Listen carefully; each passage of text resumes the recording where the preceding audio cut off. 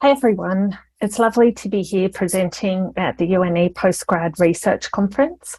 My name's Dr. Sarah Wayland, and I'm really sorry that I can't be here for all of the session today. So we've pre-recorded a part of it, and then I will be here afterwards to answer any questions from the audience.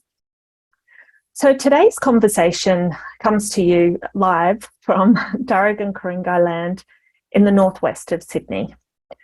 I'm going to be talking today about a really complex research area that I've been exploring for the past 20 years. And so I just really also wanted to acknowledge lived experience in the room in terms of lived experience of grief and loss, as well as lived experience of complex mental health.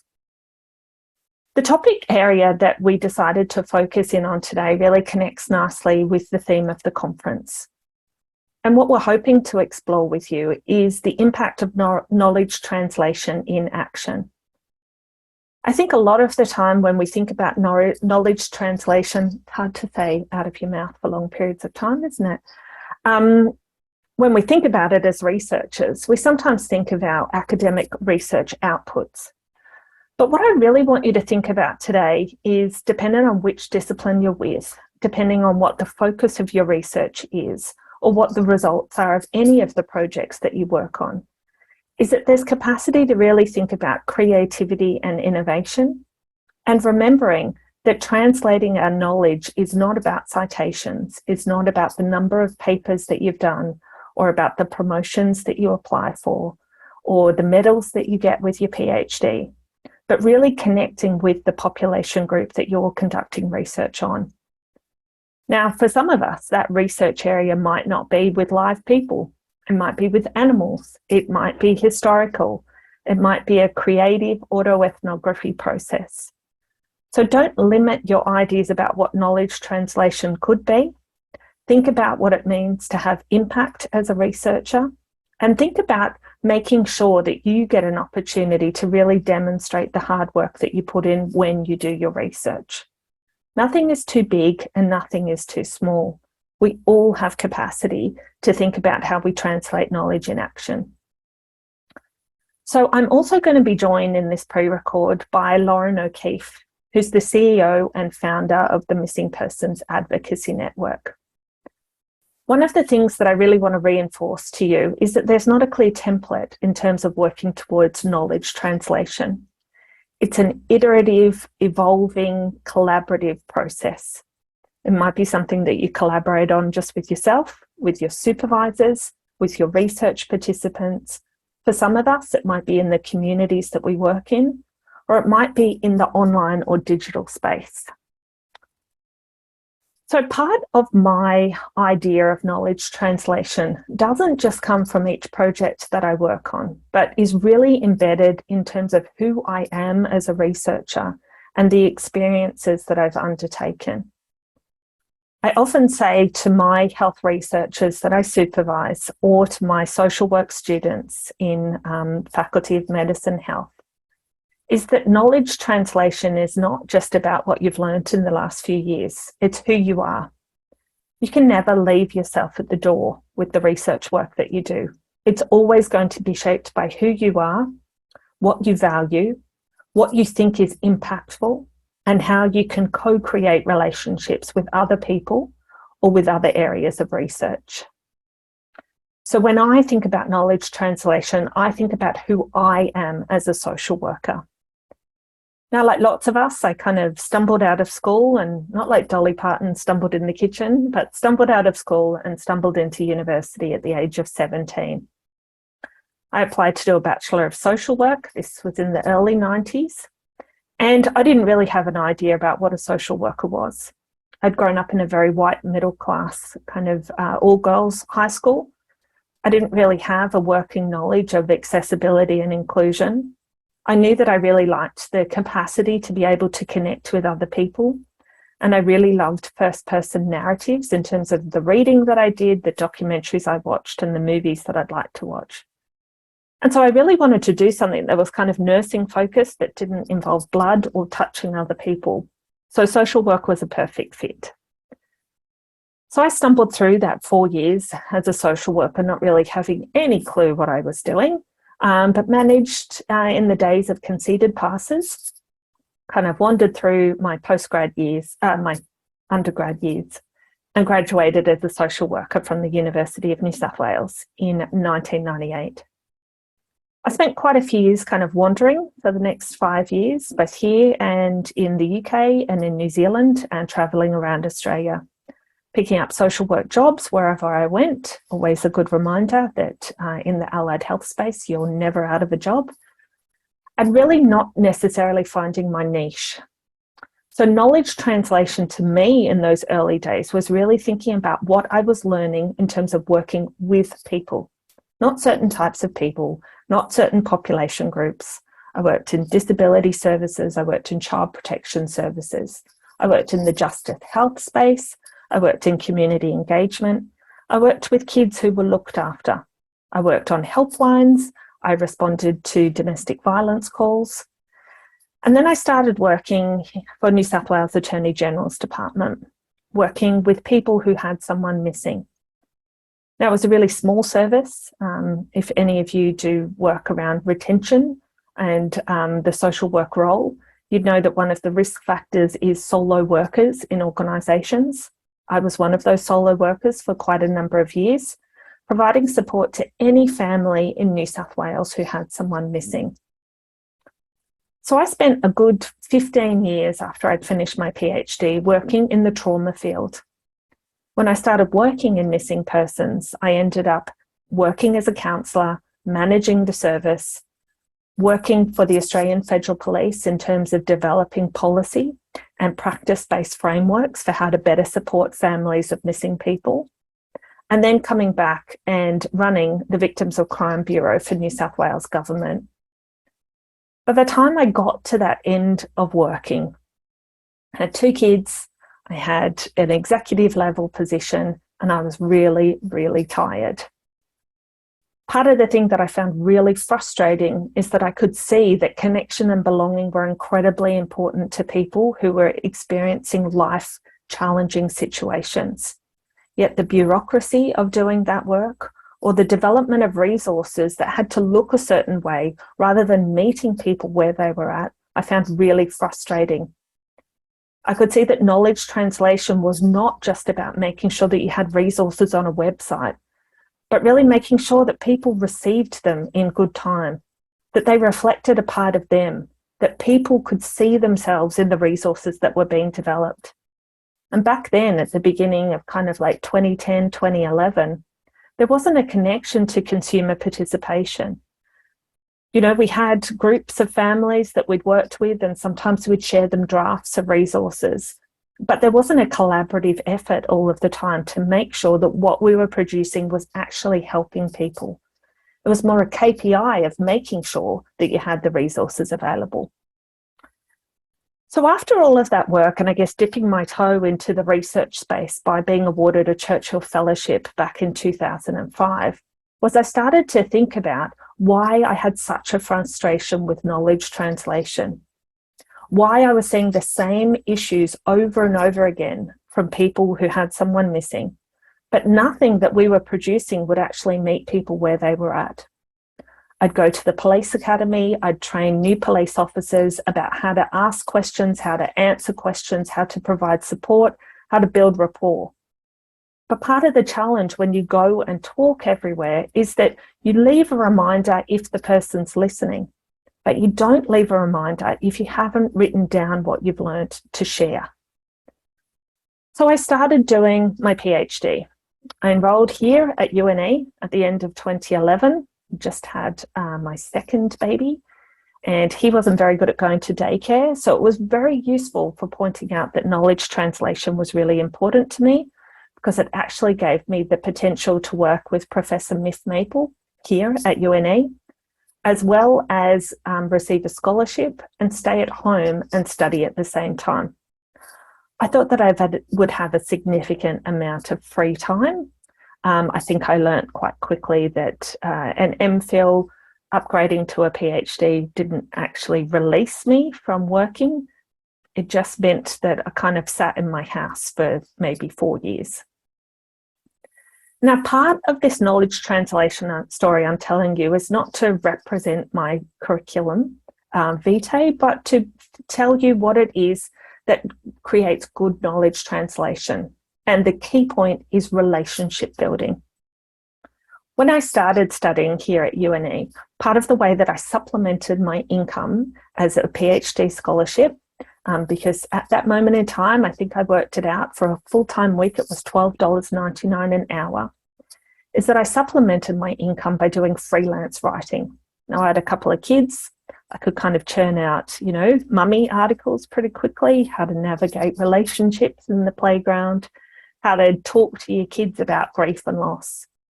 So I started to practice what it was like to translate knowledge in kind of, I'm not going to say it's a safe space, because when you have your information out there on the internet and people are commenting on Facebook, you get a very clear indicator very quickly about whether or not your knowledge translation has hit the mark, or whether or not you've just thought about what you think is the answer and you try and convince everyone why that is the right answer. Whilst I wasn't publishing in esteemed academic journals, I was publishing for Fairfax Media, for The Australian, and for a number of other smaller magazines like Mind Food, where there was an opportunity to open the narrative about some of the research areas I was working on, to practice my qualitative research writing skills in a way that wasn't necessarily peer-reviewed, but it did have the capacity for you to consider how you took on board editors' feedback. The reason I tell this story is because I'd written a piece for, and please don't judge me here, Mia Friedman's website, Mamma Mia. I'd written a piece about what happened when a long-term missing person in Australia, who was a young boy who'd received significant media attention, once he was located, once his remains were found, I wrote a piece about acknowledging that the location of remains, whilst we might say as a community is good news, it's not good news for the family. It's news. It's another piece of the puzzle, but it's information that confirms the finality of their loss. So I wrote, I had the editor be in touch with me quite a number of times. I wrote a few more pieces for them. In 2012, there was another article that was written from a lived experience perspective. It was written by Loren O'Keeffe a month after her brother Dan went missing in Geelong in Melbourne. Loren created the Dan Come Home campaign, #DanComeHome. She wanted to get the whole of the community involved in helping her search for her brother.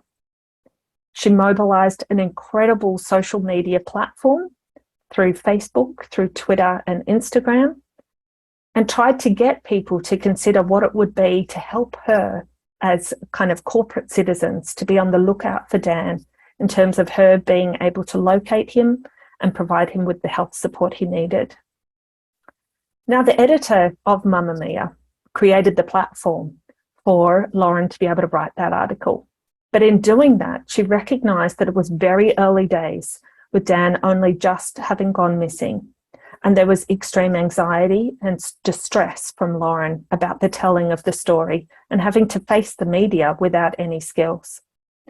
The editor reached out to me and said, I'm really worried about this young girl. Do you think you could connect with her to see if she knows all of the services that could help her from a missing person's perspective? So I connected with her, and we've been friends for over 10 years now. 5 years after Dan went missing, Dan's remains were located. I provided support to Loren that night in terms of fielding all of the Facebook comments from people asking for the most disgusting information to confirm the news about his location. I also walked alongside her when she developed the Missing Persons Advocacy Network. She recognised that in developing an awareness of missing persons, she knew that there were so many other families out there who didn't have the support that she was able to action from me, and some awareness around how to mobilise the community to help them in searching for their missing person. So over the last 10 years, I've been able to complete my PhD, which looked at the experience of hope for families of missing people, as well as watching Loren navigate the loss of her brother the confirmation of his location, and the development of MPAN into something that provides support to families of missing people that aren't actually provided anywhere else in Australia.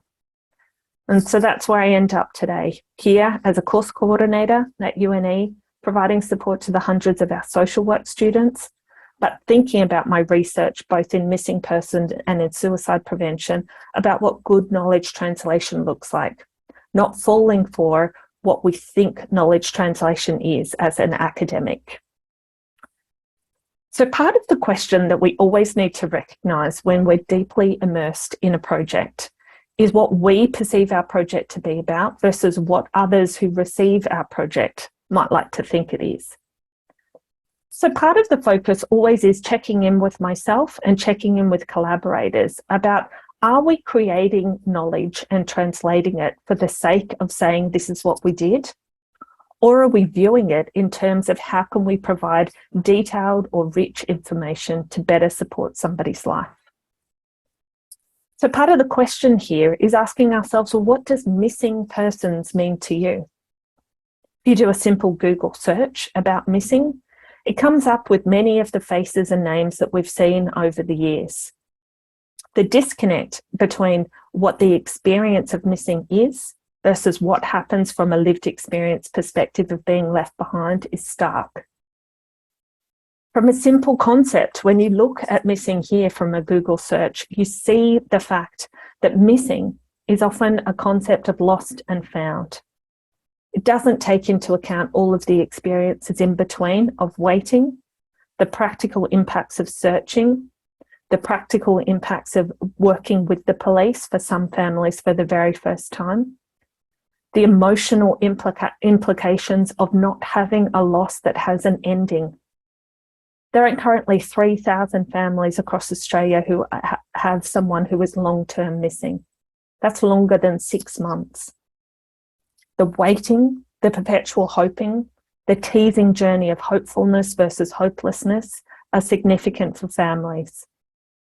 Yet our knowledge translation through avenues like the media, through little snippets of documentaries, through true crime podcasts that are fed into our ears, tell the story of almost mugshots of people, that this is what people are reduced to. That we don't look at that image of William Tyrrell, who's the 3-year-old missing from Port Macquarie. We don't view him for something other than what he is, other than the fact that he is missing. We don't give families of missing people the chance to reanimate the person who is lost. We simply reduce them to, please help us find this person, rather than let's talk about who is no longer here.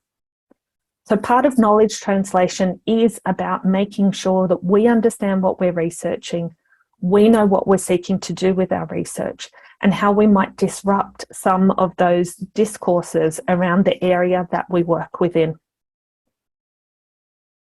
So it's always about coming back to definitions. Part of the knowledge translation focus is looking at your population group and seeing what people do and don't know about it. It's then also looking at the literature, thinking from a definitional perspective. Well, what do we actually know? What are the black and white approaches to the knowledge that we're trying to translate?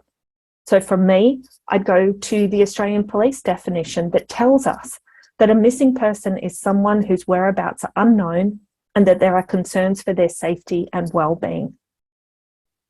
So we take that into account and we recognise that we need to challenge the American approach of considering that you have to be missing 24 hours before you can report someone missing. You don't. The minute someone's missing, if you have concerns for them and they are vulnerable, you go straight to the police and report them. So all of my knowledge translation has had layers over the years.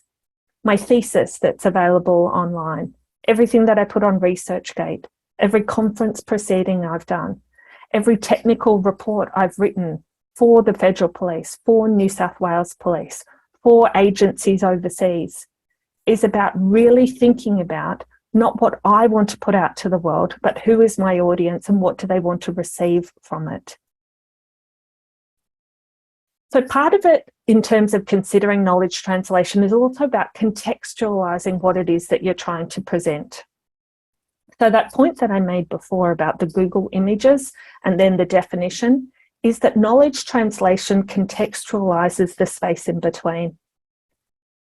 So in a missing persons context, for me, it's always important to recognize that in the almost 20 years that I've been working in this space, we initially started with 18,000 reports of people going missing back in 2004. In 2021, we're almost doubled that. No, we're more than doubled that. We've almost tripled that to 53,000 reports.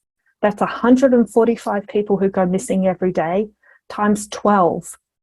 12 people will be adversely impacted by the loss of a missing person. So from a knowledge translation perspective, I'm not just thinking about the 53,000. I'm thinking about the potential 250,000 people that need that knowledge in terms of navigating the space between lost and found. I'm also recognizing what we perceive missing to be about versus what it actually is about. Knowledge translation for me is about recognizing those mugshots that we used before, about that being the common trope used to describe missing persons, which often talks about children, often young white children, often people who are victims of a crime, often people that have been age progressed in their images, rather than thinking about what is the usual story with those 145 missing people per day. What we do know is that young people, and mainly young Aboriginal women between 13 and 17 years, are more likely to go missing than any other population group. We know that once you go missing, there's a high likelihood of you ending up in the criminal justice system. Yet we often view missing as one area and the justice system as another. We also know children in out-of-home care are more likely to go missing. We also need to recognise that there is a complex interplay between living with a mental health condition and being at risk of going missing, and that risk of going missing is more likely to be connected to thinking about suicide. And the final area is around disability and missing. We know that people who live with dementia or Alzheimer's are more likely to go missing in terms of wandering, as well as people with an intellectual or a physical disability. There's also emerging evidence around autism spectrum disorder and likelihood of going missing. So for me, knowledge translation is about animating those stories, making sure that you see beyond the words, making sure that you see beyond the research question, and really considering to the community or whoever is your audience, be that at a conference or speaking on the radio, who are the people that are listening and what do you want them to take away? Not you deciding what they'll take away, but offering different ideas so that people come to the knowledge from where they're at and either learn something entirely new, have some myth challenged, or build on their expertise. Don't think that every person you talk to knows nothing about your area. Make sure that you provide light and shade in your knowledge translation. So I guess the question here is, what is our product? And what I'm going to do is show you a little video about the work that I've been doing with the Missing Persons Advocacy Network over the last probably 18 months to be able to produce this box that's called the Hope Narratives. I'm just going to pause for a second and open this video, and we'll watch this, and then I'll move on to an interview with Lauren. I'm then going to come back in live person mode at the end of the talk and answer any questions that people might have. So let's have a look here. I'm just going to escape and turn this into a link.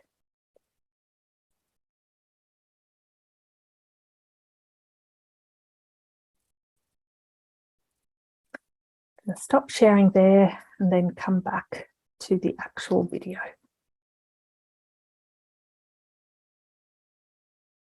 Please hold while I navigate technology. Okay. Good if I had used Zoom over the last 2 years. Oh, man.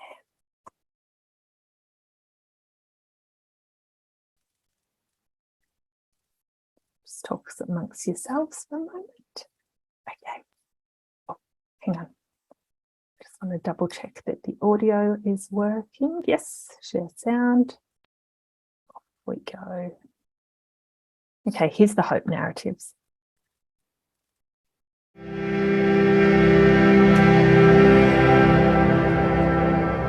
No simple answers, no straightforward feelings, and for many, no resolution. Ambiguous loss is the unique form of grief experienced by the loved ones of missing people. Considered by psychologists to be the most traumatic type of loss.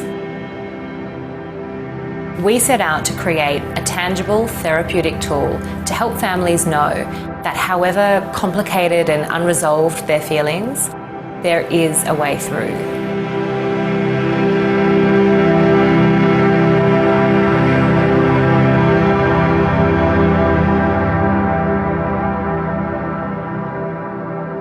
Working with internationally renowned ambiguous loss expert, Dr. Sarah Wayland, we conducted a series of workshops and interviews with family members and loved ones of missing people across 8 countries, documenting over 500 collective years of lived experience. The thoughts they struggle with, the unique ways they cope, the hope they still find. I feel guilty when I slip back into the normalcy of everyday life. Even though the official search is over, my feelings of frustration, anger and helplessness are still strong. But now I know how precious time is, and I cherish every moment with those around me. And survival is about strength. I know I can get through everything that life throws at me now. Each card is an experience distilled, with a unique story behind it shown on the back of the cards. The hope narratives connect complex emotional truths from the lived experiences of a community to create powerful statements individuals can use to gain a sense of strength and belonging. 145 pieces of lived experience. The hope narratives are more than a set of cards. They're a world-first therapeutic language project. One we hope will help those with a missing loved one navigate ambiguous loss and know that they're not alone, while also giving a brave, resilient, formidable community a voice.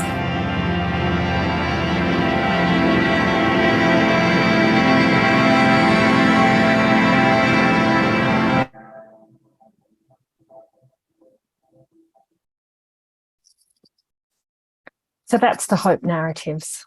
That's our knowledge translation that we've been working on for the last year. And it's really taking the 15 years of research that I've been working on, the lived experience of Lauren's life of losing, finding, and reflecting on the loss of her brother Dan. It's connecting and making sure that we hear the stories of other families. We then provide those box of cards to families to reflect on, to counsellors to use therapeutically in their counselling rooms, for media to understand the complex nature of having someone missing, and something that allows us to capture all of those different layers associated with having someone who's lost. It takes the stories out of the academic papers or the technical reports. It puts them in the hands of people.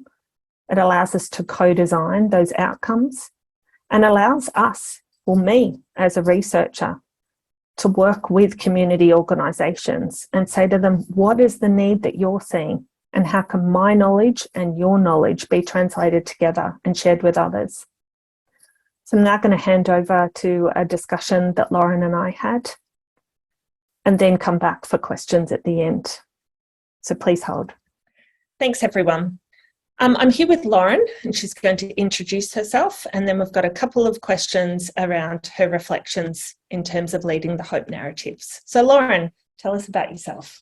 So my name is Loren O'Keeffe, and I'm the founder and CEO of the Missing Persons Advocacy Network, MPAN, which is a charity that I founded back in 2013 to support families of missing Australians by humanising their loved ones in a way that sort of, goes beyond the standard mugshot poster type police station idea of what a missing person is.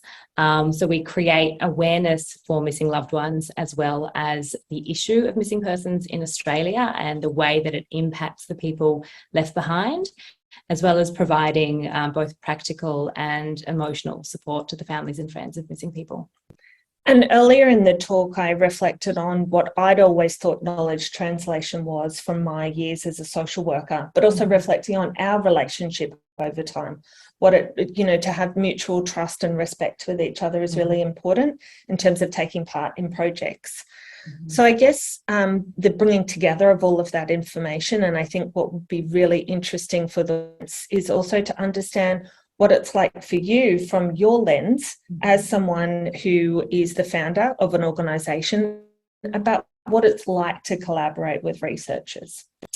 I think it's really encouraging to know that professionals, academics are out there willing to put in the time and energy to understand something that is somewhat obscure and sadly not understood by enough people. So it's really beneficial for families, especially, to be able to have the opportunity to collaborate both with MPAN and someone like yourself, so that their lived experience can be reflected back to them by, someone who's been in this space for almost 2 decades. It's incredibly validating for them to know that, they aren't alone in these complex and really, challenging emotional experiences. So the fact that then it's been developed into a product that can be shared to other families, so that, they don't have to rely on retelling their really traumatic stories over and over, is incredibly beneficial. Excellent. I think that, for me, stepping back into meeting new families is always a reminder as a researcher too, that you should never think that you've heard all of the stories, that there will always be new lived experiences that you should be exposed to. So I think it's probably, there's mutual benefits for both. Mm-hmm. And I guess finally, what sort of benefit do you see research, I guess, broadly for organisations like MPAN in terms of partnering or collaborating on knowledge translation ideas like the Hope Narratives? I think it proves that, there is so much more work to be done in this space. Missing persons generally is very broad. And so, an opportunity like this to bring research together with lived experience is really exciting. And I think that families that participated especially felt that they were able to contribute to the bigger picture, when so often there is that overwhelming sense of hopelessness and helplessness in their individual situation, in that they, haven't been able to find their loved one. But to then be invited to participate in a project like this, to know that they're going to be helping countless others all around the world by sharing what they are going through and have gone through, is really powerful. Yeah. And I think that, this being a project that is universal and evergreen, especially, makes it all the more special. And I can't thank you enough for being involved. Excellent. Thanks so much. As I said at the beginning, I'll step back in to answer live questions in the last 10 minutes, but I hope that you've had an opportunity to really think about what knowledge translation in action looks like and how you can produce some really great outcomes for the people that you work with. Thanks.